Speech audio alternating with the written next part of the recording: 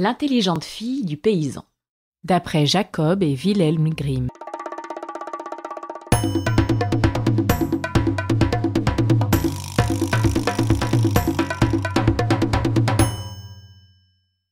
Il était une fois un pauvre paysan qui n'avait pas de terre, seulement une petite chaumière et une fille, enfant unique, qui lui dit un jour: « Nous devrions bien demander un bout de terre à cultiver dans ces essarts à notre seigneur le roi. » Sa Majesté ayant appris quelle était leur pauvreté, leur fit don d'un coin de pré plutôt que d'une terre de friche, et tous deux, le père et sa fille, se mirent à labourer cette terre afin d'y semer un peu de blé et d'autres choses. Ils allaient terminer ce labour quand ils tombèrent sur un superbe mortier d'or pur qui était enfoui dans la terre. « Écoute, » dit le père à sa fille, « puisque Sa Majesté le roi, dans sa grâce, nous a fait don de ce bout de terre, nous devrions lui porter le mortier. » La fille s'y opposa et lui dit: « Père, nous avons le mortier, c'est vrai, mais nous n'avons pas le pilon.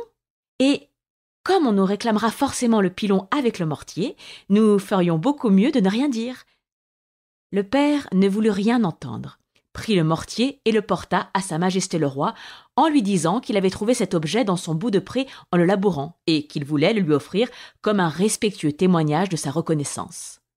Le roi prit le mortier, l'examine avec satisfaction, puis demande au paysan s'il n'avait rien trouvé d'autre. « Non, » dit le paysan. Le roi lui dit qu'il lui fallait aussi apporter le pilon. Mais le paysan eut beau affirmer et soutenir qu'il ne l'avait pas trouvé, cela ne servit pas plus que s'il eût jeté ses paroles au vent, et il fut arrêté et jeté en prison où il devait rester tant que le pilon n'aurait pas été retrouvé. Il était au pain sec et à l'eau comme le sont les gens qu'on met au cachot, et les serviteurs qui apportaient chaque jour sa nourriture aux prisonniers l'entendirent qui répétait sans cesse: « Ah, si j'avais écouté ma fille, si seulement j'avais écouté ma fille !» Ils s'en étonnèrent et allèrent rapporter au roi que le prisonnier n'arrêtait pas de se plaindre en disant: « Ah, si j'avais écouté ma fille !» alors qu'il refusait de manger et même de boire. Les serviteurs reçurent l'ordre d'amener le prisonnier devant le roi, et Sa Majesté lui demanda pourquoi il criait sans cesse: « Ah, si seulement j'avais écouté ma fille !»« Ta fille, qu'est-ce qu'elle t'avait dit ?» voulut savoir le roi. « Eh bien oui, » dit le paysan, « ma fille me l'avait bien dit. N'apporte pas le mortier, sinon on va te réclamer le pilon. »« Quelle fille intelligente tu as !»« Il faut que je la voie une fois, » dit le roi. Elle dut donc comparaître devant Sa Majesté, qui lui demanda si elle était aussi intelligente que cela et qui lui dit qu'il avait une énigme à lui proposer. Si elle savait y répondre, il serait prêt à l'épouser. Elle répondit aussitôt que oui, qu'elle voulait deviner. « Bien, » dit le roi, « je t'épouserai si tu peux venir vers moi ni habillé, ni nu, ni à cheval, ni en voiture, ni par la route, ni hors de la route. » Elle s'en alla et une fois chez elle, elle se mit nue comme un ver. Ainsi, elle n'était donc pas habillée. Elle prit alors un filet de pêche dans lequel elle se mit et s'enroula. Et ainsi, elle n'était pas nue. Elle loua un âne pour un peu d'argent, puis suspendit son filet à la queue de l'âne pour se faire tirer ainsi. Donc, elle n'était pas à cheval, ni non plus en voiture. Ensuite, elle fit cheminer l'âne dans l'ornière, de telle manière qu'elle ne touchait le sol que du bout de l'orteil. Et ainsi, elle n'allait ni par la route, ni hors de la route.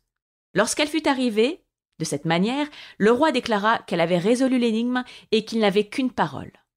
Il libéra son père de la prison et fit d'elle la reine en l'épousant. Et il laissa entre ses mains tout le bien du royaume.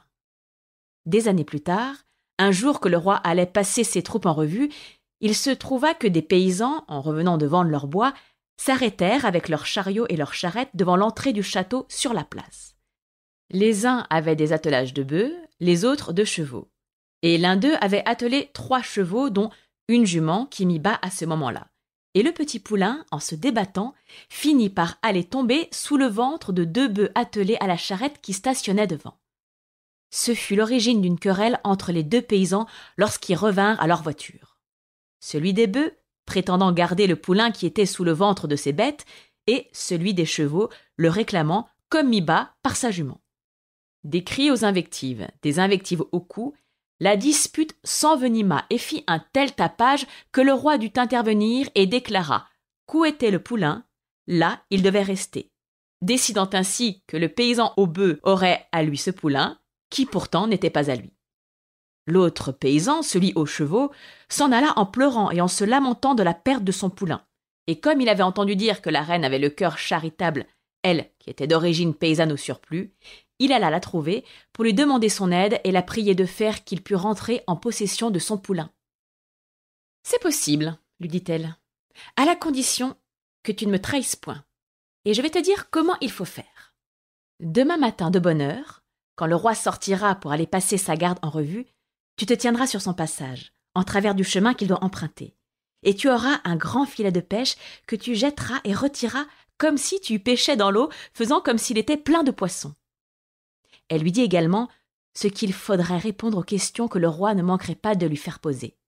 Le lendemain donc, quand passa le roi, le paysan était en train de pêcher sur le sec, lançant son filet et le ramassant pour secouer, avec tous les gestes du pêcheur heureux.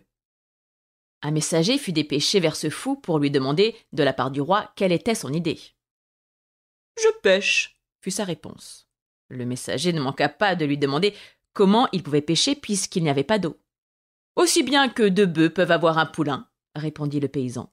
« Aussi bien peut-on pêcher où il n'y a pas d'eau, et c'est ce que je fais. » Le messager rapporta ces paroles au roi, qui fit venir le paysan, lui disant que cette réponse ne venait pas de lui, et qu'il voulait savoir de qui il l'avait apprise. Le paysan ne voulut rien reconnaître, et se borna à répéter « Que Dieu vous garde! La réponse vient de moi. » On le coucha sur une botte de paille, et on le bâtonna si longtemps et si durement qu'il finit par admettre et par reconnaître que c'était Sa Majesté la Reine qui l'avait conseillé. Le roi, dès qu'il fut de retour au château, alla trouver la reine et lui dit « Pourquoi cette conduite ? D'une duplicité impardonnable ? Je ne veux plus de toi comme épouse. Tu as fini ton temps ici et tu vas retourner d'où tu viens, dans ta chaumière paysanne. » Mais à titre de cadeau d'adieu, il lui permit d'emporter avec elle ce qu'elle choisirait comme la chose la plus précieuse et qu'elle aimait le mieux. « Très bien, mon cher mari, lui dit-elle. Puisque tels sont tes ordres, j'obéirai et je ferai ce que tu dis. Elle se jeta dans ses bras et l'embrassa, en lui disant qu'avant de partir, elle viendrait encore prendre congé de lui. Elle prépara bien vite une boisson fortement narcotique et la lui présenta comme le verre de l'adieu. Le roi en but une bonne dose, cependant qu'elle faisait mine d'y tremper ses lèvres, et quand elle le vit succomber au sommeil, elle appela ses serviteurs et se fit apporter une belle et blanche toile de lin dans laquelle elle l'enveloppa complètement. Puis, elle leur fit porter ce lourd paquet jusqu'à sa voiture, devant la porte extérieure du palais. Elle emporta le dormeur jusque dans sa chaumière, où elle le coucha sur son petit lit de jeune fille pour les laisser dormir jour et nuit aussi longtemps que se prolongea l'effet du narcotique. Lorsqu'il se réveilla, il regarda avec stupéfaction autour de lui, ne comprenant ni où il se trouvait, ni ce qui lui arrivait. Il appela ses serviteurs, après diverses exclamations de surprise, mais personne ne vint, et nul ne répondit. Ce fut sa femme, pour finir, qui arriva devant son lit et qui lui dit « Mon cher seigneur, vous m'avez commandé et permis d'emporter du château ce que j'aimais le plus et ce que je tenais comme le bien le plus précieux.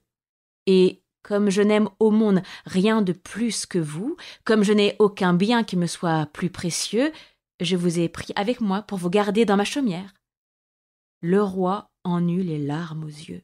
« Ma chère femme, lui dit-il, tu es mienne comme je suis tien. » Il la ramena dans le château royal pour y célébrer de nouvelles noces avec elle, et sans doute y vivent-ils encore à l'heure qu'il est.